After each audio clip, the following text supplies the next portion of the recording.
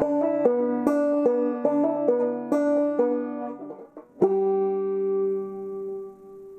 welcome to the Sports Wrap. George Ringer, happy to be here. Well, we laugh, we kind of smile because this is take two for us. Our first time we recorded this show, George, technology. Undoubtedly, the first one's going to be better. But yeah, it is, because we're going to try to replicate some of the things we talked about yesterday. We sure can. And unfortunately, here we are. We're in George's living room. We got the Nagurski Gopher blanket out. Well, this is the Larson. Larson. Blanket out. Yeah. So, the last time you brought this blanket out and we did this show here. That was the last one. Then we took a break. We had to start doing them on Zoom after that. So. I know it. So hopefully we don't. Hopefully we change our luck this time. So. Well, but this is the Nagurski house. So just to remind us there. There you go. This is Bronco Jr.'s house, and he was here for quite a while. Yeah. Of course, we've been here for 35 years now. It's quite a while too. Quite a while as well. As well. Shall we start like we started the first show? Start with college football and or college basketball. College basketball. Yeah, college basketball we started with. I kind of picked college basketball because it was almost good news. And the good news was that the Gophers picked up a 2-year Drake transfer, Liam Robbins, and he was declared eligible, so he can play in this season. And he's a 7-footer, and he rebounds well, he passes well, he blocks shots incredibly well, and he has a pretty good three. So I asked the guru, is this guy a game changer? And he says, undoubtedly, he's going to change the Gopher game, and without him, this would not have been near as good a season. Yeah, you're looking for somebody to replace Oturu, and this looks like this will not fill the bill by one person. It's not going to replace. At least you got that defender on the inside with some height and some shot blocking abilities and who can rebound. So it's a big add. Well, it is. And the other ones are they got Marcus Carr coming back, who is a Big Ten caliber, all Big Ten caliber type player. And they have Booth Gosh coming in from Utah, and I Hopefully. think I'm feeling pretty good that this is going to happen. Yeah, they said if Robbins made it in, he's going to make it in. That's kind of the talk. So, and the word has it that Gabe Kelscher is really improved this summer. These guys play pretty hard basketball all summer long and are in the weight room. They're training very hard. And Kelscher, when he was on, he could really drill them. And they said that he's shooting very well. Yeah, let's hope that the summer and adding some strength. We talked about the minutes that him and Carr and Oturu played last year. If he's going to be expected to play those kinds of minutes, he's got to be better physically, better physical condition, and be able to make those adjustments so that he's not just making threes in the first half, he's making threes in the second half when it's really important. Well, yeah, and I think that what the Gophers are getting right now is they're getting a bunch of guys that can both play the 2 and the 3 spot, and if need be, even the 4 spot, because it's like Brandon Johnson, new kid coming in from Western Michigan, I believe, only 6'6", great leaping ability, and so he can rebound and he can sky with this and runs the court. I think he could be a 5th. The other one is Isaiah Einman, who played very good towards the end of last year. He was a little iffy at the beginning, but he was young, and you have to come into that season, especially what it's like. You can play basketball all day long, but when you get in the Big Ten, it is a different pot of gold, and and so it takes a while for those kids to adjust. But I think that right now, if you take a look at Robbins, he's coming in. Last year as a sophomore, he had 14 points and 7 boards and 99 blocks for the year for Drake. I think that this kid is really going to help, and he could be in the top 2, 3, 4 of big men in the Big Ten, which, if not, all they have to do is get a season. All they need is a season. So yeah, let's stick with college basketball. Sure. College basketball lost a couple of greats this past week. Sure did. And head coaches John Thompson and Lute Olson, and of course John Thompson, the longtime head coach at Georgetown, and Lute Olson, of course, the longtime head coach at Arizona. But he also was at Iowa and got his start right here in the state of Minnesota as he was the head coach at Two Harbors for a few years. Was a head coach at Monoman, played college ball at Augsburg, and I don't think ever really I guess I'd like to think that he didn't forget his Minnesota, Iowa, his Midwest, North Midwest roots, however you want to say that. Even when he was in Arizona for so long. I think his coaching style reflected where he came from.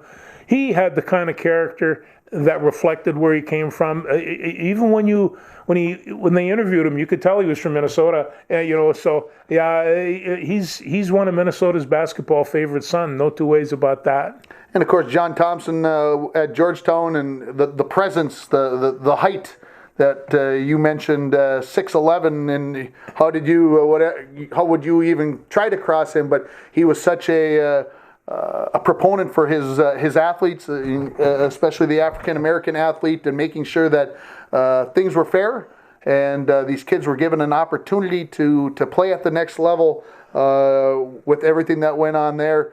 And we just, like I said, I think about Georgetown basketball really came on in the early 80s, and that's when I first started thinking about college basketball. The first game I really can remember is Louisville's championship game in 1980. And of course, Georgetown right after that really came into being with Ewing and playing for the national championship against North Carolina in 82 when Jordan hit the jump shot to win the national championship, and then Ewing making it all the way through, and then his senior year when Villanova came through as a 8 seed and won it all. So there were some great years in there for Johnny Thompson, and like I said, college basketball lost a couple of great ones. I took a tip from Johnny Thompson for my wrestling team. That would be during the run of the wrestling matches when I'd be soaking wet. I'd grab a towel and throw it around my neck. But that's what Johnny Thompson always had, that towel around his neck, always in control. No, we lost an icon there. We've lost two of them. We should remember what they taught us. Absolutely. Let's move on. Let's talk about the Vikings. Hey, I think they got a good football team. If they can replace that defensive secondary, I think they're going to be just fine. Now, that's an awful big if, isn't it? Yeah, all of it is big if. Of course, they went out and traded for, I have written down here, disgruntled Jaguar defensive end, Yannick Ngakoue is what I have written down. Yannick Ngakoue, yeah, that's. I saw him play a couple of times last year. He comes hard. He's big. He's has a certain. I mean, he does the ground game very well. Whether or not he's that quick edge rusher, I don't know. But you sometimes, like you said, can't have two of them. Yeah, we talked about this on the show last week. I'm very concerned about Danielle Hunter, his health. Hasn't practiced. We're only 9 days away from a game here for the Vikes against the Packers in the season opener, and Hunter doesn't look like maybe he is going to be in the fold. Again, it'd be great to have them on opposite ends in pass rushing on third down, and give Aaron Rodgers and every other NFL quarterback things to think about in passing situations. And of course, our good friend who played well last year, Odenigbo, he wasn't I don't think too happy. He tweeted out "fool's gold" about Ngakoue coming in, and like I said, is Odenigbo a guy who can play out there all the time? Who knows? It's good to have be able to rotate some guys in. I think they probably had a little chat with him and said, "Hey, we want to keep going, and we want to have the best team possible." The Vikes only really had to give up a second this coming draft, and between a third and a fifth in the following draft. So that's not too bad. I think they did good, and of course, to be able to sign in Ngakoue, they had to rework Riley Reif or however you say his name, his contract, and he made a sacrifice for the team to stay a part of this team. Well, you remember in the movie Moneyball when they were talking about the ball player that the former team picked up a third of his salary or half of his salary? Well, the Vikings tried to do this with Yannick too, but that didn't work. So they had to pick up the full $12 million for his contract. They were kind of hoping that maybe they wanted to get rid of him a little bit more than they did. So they had to pick up the whole bundle. But he's 25 years old. He's young. Has a ton of potential. If if his attitude doesn't get in the way. There's the thing. Yeah. He's got an attitude, but sometimes a change of scenery It does. does the trick. Coming into a different atmosphere, the Jaguars seem to be, or Jaguars, however you want to say it, Jaguars, yeah. seem to have a tough, toxic atmosphere amongst their team. They are trying to rebuild this team. They let running back Leonard Fournette go this week. Yes, I'm surprised at that. He ended up signing up with the Tampa Bay Bucks, and so Brady now has himself a running back, a tight end, a couple of receivers, and if he's got an offensive line, the Bucks might be a concern for a lot of the NFC. Well, and I don't know if you heard this today, but Adrian Peterson was let go. Adrian Peterson was let go by the Washington Redskins. And he had 2 years with almost 1,000 yards a game. And I watched him 1,000 yards a season, and I watched him play, and he played tough. He was always one of my favorite running backs, and he's going to go into the Hall of Fame. And is he going to get picked up by somebody? He's 35 years old. Hard to say, but yeah, I think somebody will if he's willing to take a pay cut somewhere. I'm shocked to say that he has lasted as long as he has. And played as well as he has. Yeah, all kinds of, no disrespect to Adrian Peterson. No. Had to take the one season off. Maybe that helped out with the length of his career. But having said that, running backs don't usually last as long as he has. And he's been able to do it. So the other thing from the NFL, Kirk Cousins, of course, kind of got himself into a... He said, she said, this is what he meant, this is what he meant, this is whatever. But the whole if I die, I die thing kind of made news for a couple days. And just because you're really good and you've gone through 4 years of college and you're smart on the field, and doesn't mean that you're particularly bright when it comes to viral infections. So he just should actually back off on that and not really. Yeah, and I think he was just trying to say, I want to go play football. And if I get the virus and something bad happens, I'm willing to take that chance. But I want to play football. And he's going to be given that opportunity. And I think that's all he was trying to say. Maybe I'm reading something else into it, but that's he's young and full of life. I'll take it for that as full of anything else. But he wants to play football. He's got a team. This is a team that I think is all of a sudden his, and it is patterned around things that this team can do. He's got a good offensive line, I think. We hope. So, everything I think is going to go well for him. It's he's a very good quarterback. Yeah. He's ranked, 6th in the NFL? People say, and for some Viking fans, that isn't good enough. Yeah, what do you want? What do you want? The 5th rated? Yeah, it's you want Tom Brady? Well, you can't have him. Sorry. No, he's got a different deal. Yeah. So enough with the pro football. You want to move to the Twins? Let's see what we got here. I think I got some Twins stuff. You have the Gopher. Let's finish up with Gopher football. Gopher football. You were talking. I was just saying, they had Daryl Thompson on TV, and he was talking as a parent, and he's kind of backing everything that the University of Minnesota does. Daryl Thompson, a Hall of Fame, Gopher Hall of Famer. Son is True Thompson, and he's a Gopher receiver. And so he's not only approaching this as a Gopher, and Daryl Thompson, Rochester John Marshall, this guy is Minnesota maroon and gold through and through, and he watches his son play, and he's just going to stand by the university and the decisions that they make, and he's pretty comfortable with the fact that they may not have a season this fall. Well, I think he wants to make sure he gets to keep his job as the color guy for Gopher football. That's what a great job that is. Who wouldn't want that job? Oh, I had the job for the Broncos. I thought it was great. So and then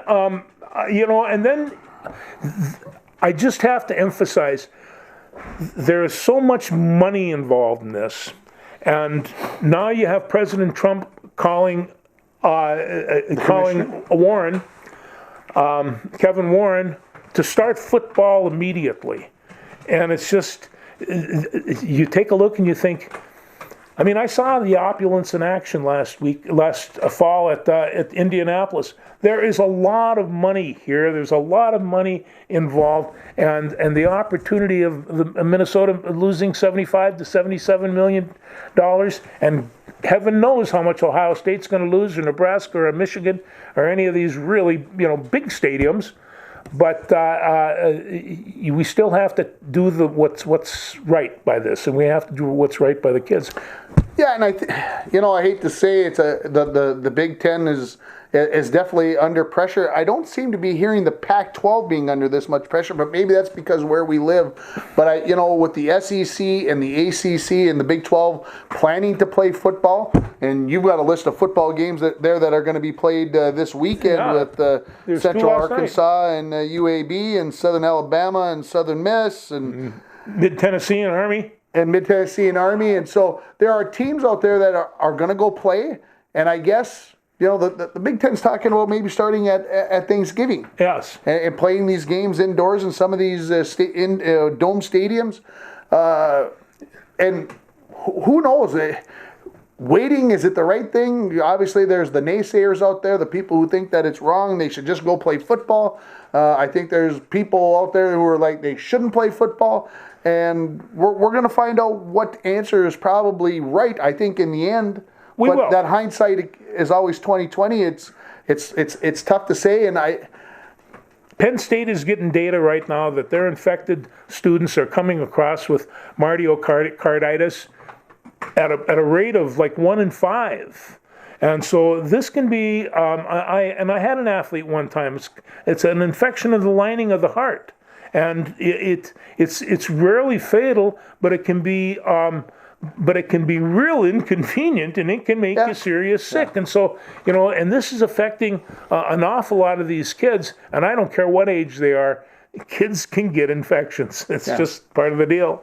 You got down written all the new rules for this year. Let's talk about that. Electric whistles. I think will be here to stay. I think I've never tooted one. But we'll have electric whistles so stuff doesn't get strewn into the air.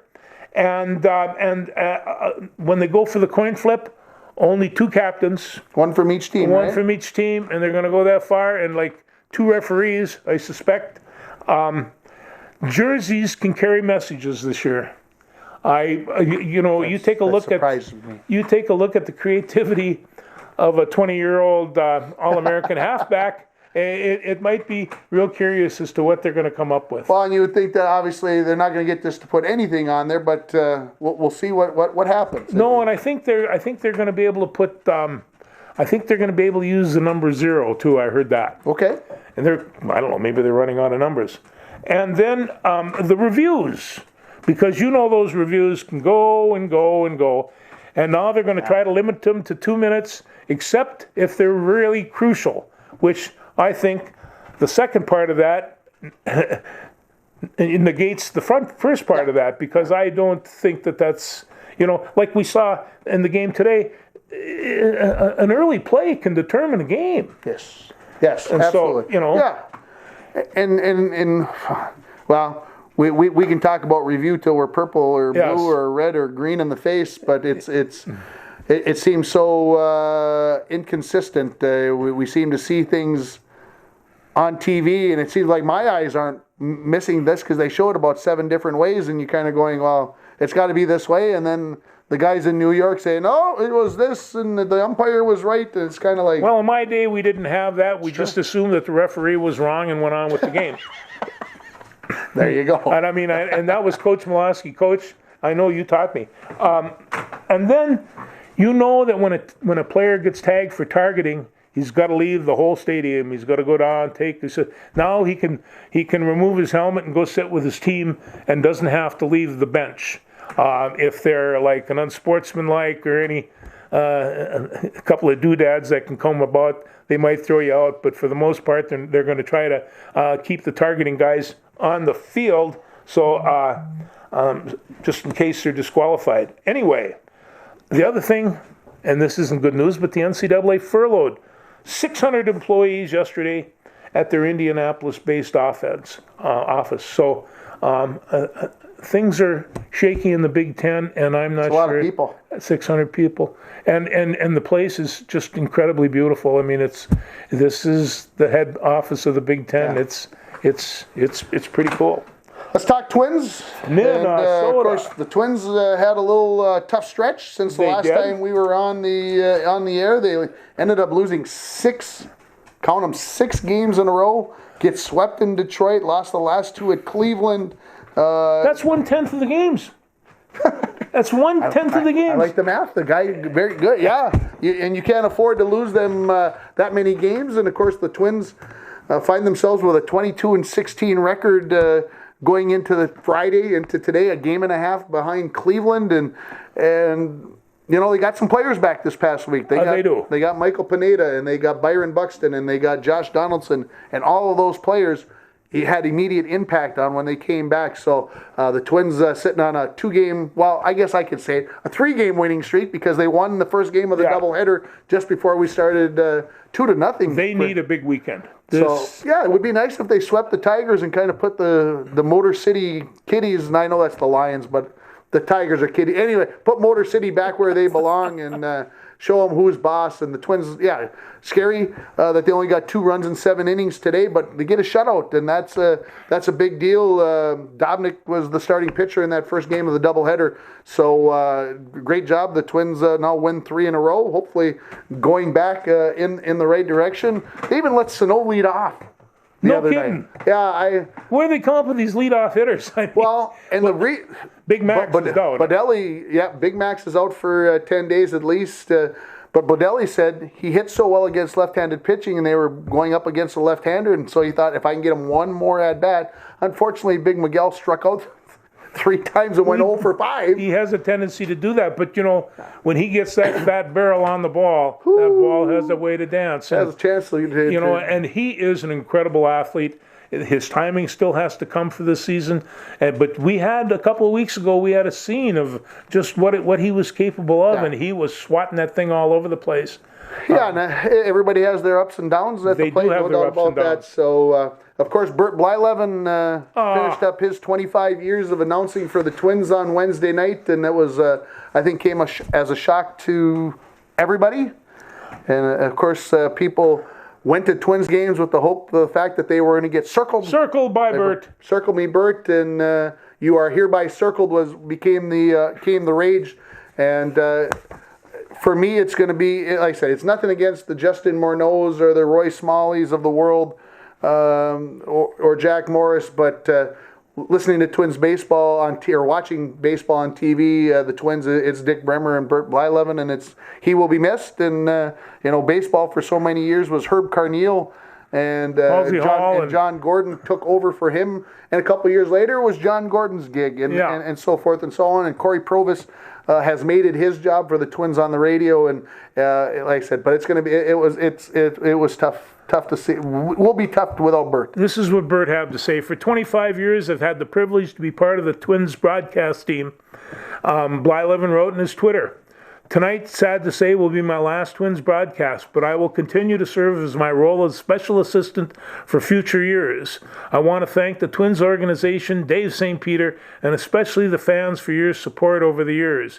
You are all hereby circled. God bless you and be safe." Now, that's Bert Blyleven. Yeah, and of course, Blyleven had a couple of stints with the Twins, won a World Series, and obviously one of the better strikeout pitchers, one of the better curveball pitchers for all time's sake. He and Dick were talking 12 to 6 pitches. That's from 12 o'clock to 6 o'clock how far that curveball dropped. And it would be 3 or 4 feet, and you'd see people just trying to do. I mean, it's amazing they didn't hit themselves in the head trying to hit that thing. That's just, you watch it over and over again. You just think, so that's what a curveball is. And so he could do it on the hill, and he could do it in the broadcast booth. Yes, he could. He did a good job. But of course, we lost another pitcher health-wise, passing away this week. Tom Seaver passes away at the age of 75, and I did not realize how many strikeouts he had. He had 3,640 strikeouts, 6th on the all-time list, I think just ahead of Bert Blyleven, and had 311 career wins. Well, On April 22nd, 1970, he tied a major league record by striking out 19 San Diego Padres in one game, including a record 10 strikeouts in a row to finish it. 10 strikeouts in a row. That means that from the mid-sixth inning on down, everybody walked back to the dugout carrying their bat. Yeah. And unless they chucked. Oh, that must have just been incredible. It just over and over and over again. And hey, you can't do this the whole rest of the game. Yeah, well, he can. And he did. And so watching Tom Seaver work, he was doing this with a golden heart. He just enjoyed playing baseball. And it so happens that they couldn't hit his curve. And he had a dandy as well. Yeah. They talked about how they would duck because the curve's going to hit them in the head, and they would go across the plate for a strike. And this happened numerous times. The people would just sit down, they'd call a strike, and they'd look up at the umpire. You got to be kidding me! I could have got my head ripped off of it. Well, no, it just looked that way. Yeah. So, but you're right. He had an incredible.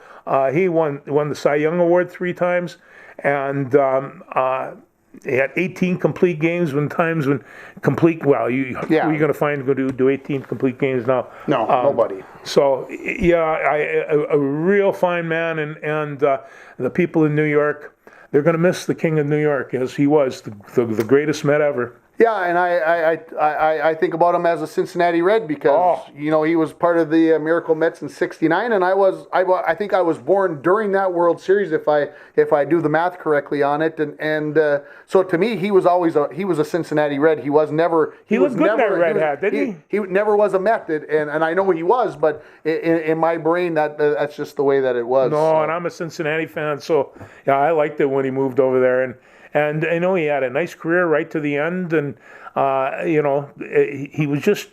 reminded me of class. Yeah. Little class, little style, but one heck of a pitcher. I'd sure hate to try to hit that curveball. Trade deadline went past on Monday, and the Twins really didn't do anything because, as I mentioned earlier, Donaldson and Buxton, Pineda were all coming back, so they decided to sit pat. The Cleveland Indians, though, traded away Clevenger, one of their top starting pitchers. You're surprised at that. We talked about this. I still am surprised. It still shocks me. I know he had the issue with going out and et cetera, but Cleveland got 6 players from San Diego in that trade, and they are sitting in first place in the AL Central and now looking to load up for the future. So Cleveland maybe thinks they can get into the playoffs and say, well, maybe we aren't going to need all that pitching. I don't know. And I think the Padres feel pretty much the same way. They're kind of It may be thinking they're that one pitcher away from making the playoffs. Away from making the playoffs. So it's but he's a very fine pitcher, and you wouldn't mind having him on your staff, even though he can make poor decisions. A couple of other MLB notes. Tampa Bay through Wednesday was 4.5 games ahead of the Yankees. 26-12 record, pretty nice record, and of the Yankees aren't happy with that. Yankees aren't happy and had a little brouhaha the other day. And of course, the LA Dodgers, who were considered to probably be the best team in baseball, the favorite to win it all, they're taking care of business. They're 28-10 through 38 games. They 10 games. They've lost 10 games. I always go back to the '84 Detroit Tigers. Through the first 40 games of the season, they were 35-5. Yes, I remember that. 35-5. I mean, it's absolutely incredible stretch. I mean, you think about the A's in Moneyball you mentioned earlier. They won 20 games in a row. Yeah. I mean, think about that. 35-5. It's an incredible run. So the Dodgers continue to do it, and we'll see what happens going on. It looks like we'll see the Twins, hopefully, if things go right, with just over 3 weeks left in the regular season. Hopefully they'll make a run here. Hopefully they get a title, but hopefully they make up the playoffs. That's the biggest thing. That's it. Because the Dodgers can have the best record in the world. They still have to go through the playoffs, and there's going to be other teams out there that are going to have a hot pitcher or some catcher that's going to start swatting home runs. Everybody comes up with something. They're a pretty talented group of people. Yeah. So, but there's no doubt LA's the team to beat. Let's talk about the Minnesota Lynx for a little bit. Yeah. A couple of nice wins earlier this week. After a loss on Sunday, they had to come back and play the next night against LA, who had absolutely whopped them a couple of weeks ago. And the Lynx were behind like 11 points about 3 minutes into the second quarter. And I'm like, oh, they're not playing very well. And I walked upstairs and I did a few things and I walked back downstairs and I pulled out my phone. It was halftime. They were up like 48-39. They went on like a 25-4 run, and I'm like, holy cow! They had done some good things, and they ended up beating LA, and then they beat Chicago on Wednesday. They're into the playoffs, already secured a playoff spot for the 10th straight year. Cheryl Reeve has been the head coach for 10 years. Hey, they've been very effective. They've got a great team. Those women can really play buckets. And they're doing this without fouls right now. That's the even scarier part. What happens when Rebecca comes back and she's got a healthy calf and now all of a sudden they got another inside presence? Maybe make a run for it. Maybe. I hope so. NBA, Miami 2-0 ahead of the number one seed, the Bucks. Miami 6-0 in the playoffs after they swept Indiana 2 in a row, and of course Jimmy Butler, a couple free throws the other night with no time left on the clock to put them up 2-0. I don't know if you were watching last night. I haven't watched a lot of the playoffs because there's so much going on right now. But Toronto and Boston, half second left in the game. I watched about the last 3 minutes, and Toronto's got the ball with a half second, throw it all the way across the floor. Guy catches it and releases and makes a three to win by a point for Toronto. So Toronto is now down 2-1 as the number 2 seed when in the do they West. play again? And then the Clippers manhandled Denver last night, went up 1-0 in their series. Yeah. And of course Houston overcame OKC, and in the opening round they get the LA Lakers starting on Friday night. So we'll see what happens with the NBA. The NHL, they got the NHL gods, the people in charge, the money people got what they wanted. After Tampa Bay ousted Boston, shockingly, maybe in 5 games. I say shockingly because I think Boston had a pretty good team. Philly comes back last night, forces Game 7 tonight on Friday. When you get to see this, already probably be underway. Vancouver comes back, forces Game 7 with Vegas. That will be on tonight. And Colorado and Dallas are playing right now, tied at 3 after Colorado won Games 5 and 6 to force Game 7. So the NHL people are like, holy crap. We got 3 game 7s out of 4 in the semifinals of the conference. So yeah, it'll be. It's exciting hockey. I just wish the stands were full of people and they're throwing beer on the ice and the usual. But the boys are really skating hard, and I'll tell you what, they're avoiding penalties. They know that each goal is important on these. Playoff hockey is pretty good hockey. Good stuff. U.S. Open tennis, Coco Gauff, the young American, went out early in the first round.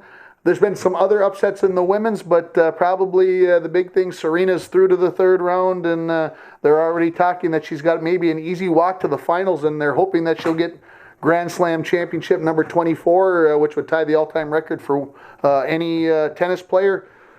I have my doubts, but I hope she gets it. But I have my doubts, and of course the men's tennis they went a little bit rogue this week, and the players kind of diverted. New Players Association. They want more say. Shocking. I'll tell you, sports is not ever going to be the same. Yeah, exactly. Kentucky Derby on Saturday. Yeah, 'tis the law. 'Tis the law. Sounds like he's the horse to beat, and we'll see if that happens. No fans at Churchill Downs. Do you ever remember seeing a night race before? Of course, it's 7 o'clock. It's not really night. Yeah, it'll be pretty close. It'll be interesting to see how dark it is at Churchill Downs. And I've actually been to Churchill Downs. Well, man, that's 13 years ago already, but. When they show the stuff, when they're showing the Kentucky Derby, I can say I actually was right there, sitting in the stands or out in the where they walk the horses in the paddock area and all the other stuff. So the Kentucky Derby has always been one of those special Saturday things. We always made sure when I was a kid, somehow, some way, the fastest 2 minutes in sports you were gonna be in front of the TV to watch it, and probably wish would have been a time to drive down and had a chance to watch it, but it just won't be that way. Well, I'll tell you what, I will carve up a mint julep just for me and sit down and watch the race.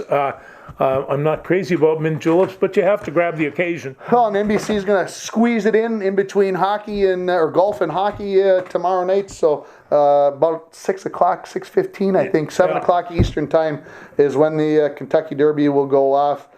Locally, I think we're done with everything else. Locally, of course, we like to finish up with the local stuff. Tim Sheehy had his maybe 72nd or 73rd birthday yesterday. So happy birthday to Tim Sheehy, one of the all-time great Broncos, but probably a better guy is how I look at you're not going to find a better guy, and I'm glad I had an opportunity to play with him and things. But he was a class act. He was a class act from the get-go.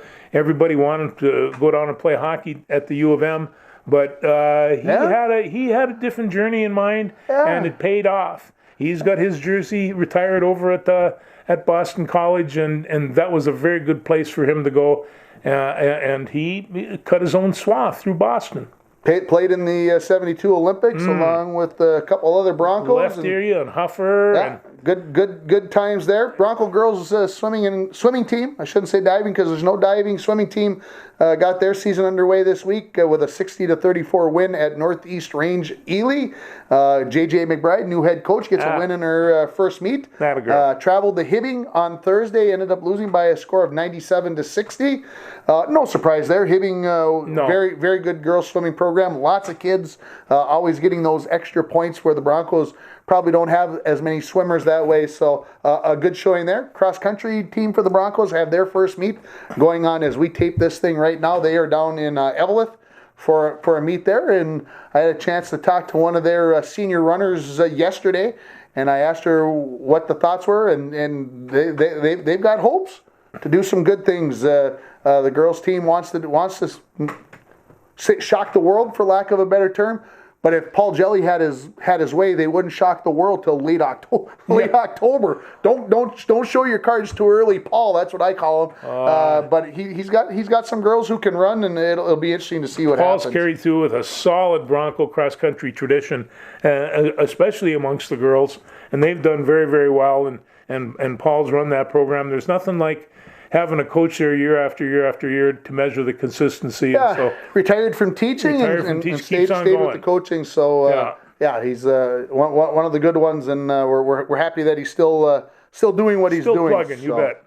Let's finish this up by talking about our Bronco Classic football game that was on last week. Yes. On KCC TV, and will be on, if you were watching this on Friday night on KCC TV, our next Bronco Classic football game will be coming up at 7 o'clock tonight. And if this is watching this after Friday night, it'll be being replayed on KCC TV and also on YouTube. But of course, last week was the Greenway game against Greenway in 1988, the championship game for the section title, and lots of positive reviews over the past week. Oh, I think the kids are going to like this. In 1988, this is starting to become some time. These guys aren't boys anymore. No. And, so you think about 40, 45, you start getting that age, and your kids are around here. Would you like to see Daddy play football? And they all got an opportunity to, now it's on the archives. I think this is fantastic.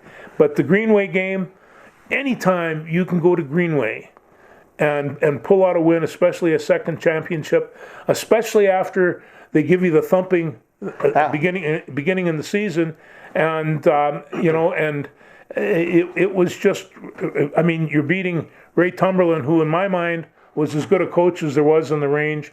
That was a big night. That was a very big night. Very big night, and I have to share with everybody the phone call I received on Thursday afternoon from Corey Meggins, and just called to thank me thank us for doing what we had done with that game, because we're in the background talking about the memories. But of course, we had Stuart Nordquist with us as well, and Corey said he made sure he texted a whole bunch of guys and showed them up that it was on YouTube. He said the texting went on till 3 a.m.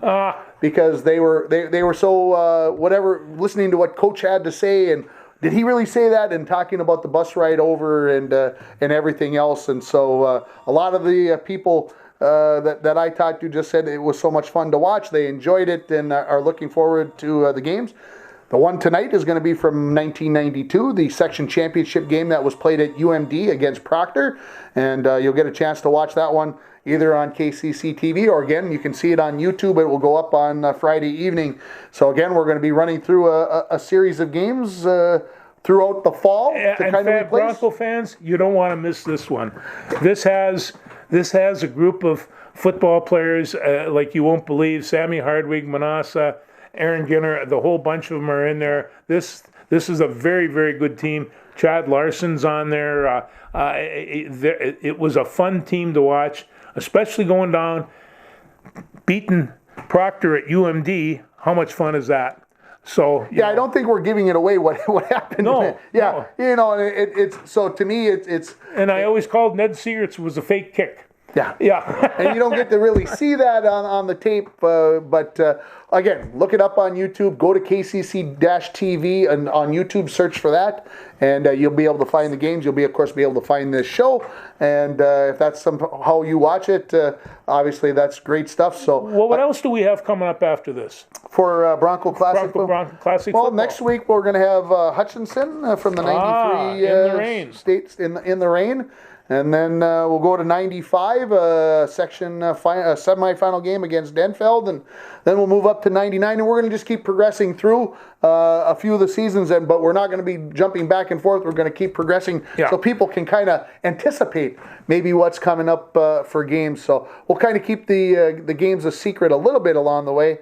In case we decide maybe we want to change something, we don't want to show our hand too soon. No. And besides, we're this is kind of a go along as we can type thing. Well, I've had somebody already say, "Well, are you guys going to do some basketball or hockey or something along the way?" So who knows? You never know what the future will bring. Especially if they would cancel winter sports, we'd have to do something. Well, that's what. Yogi Berra says predictions are very difficult, especially about the future. Absolutely. So, yeah, there we are. We got to talk about your shirt. 60th anniversary of the Twins. At first I thought it was the Beatles, but this is Sure Harmon, looks like Abbey Road to me, man. Kirby, Rod Carew, and Joe Mauer, and I'm old enough to know that I've seen every one of these guys play in person. And my favorite was probably Tony O. Yeah.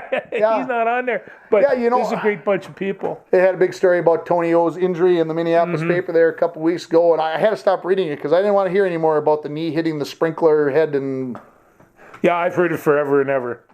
I don't like to hear about those things. So of course George always wears the T-shirt. I always got the hat, and of course I have to share the story about this.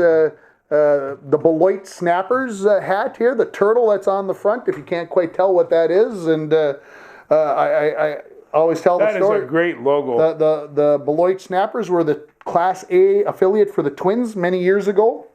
And when my daughter and Anna, were heading to Detroit to watch the Twins play the Tigers, we decided that, hey, Beloit is playing on this Sunday afternoon. Let's drive through. And Big Miguel was playing Class A ball at the time. So we drove down there, and it was one of the hottest baseball games I've ever been to. Not the hottest, but one of the hottest. It was, I think, 97 that day.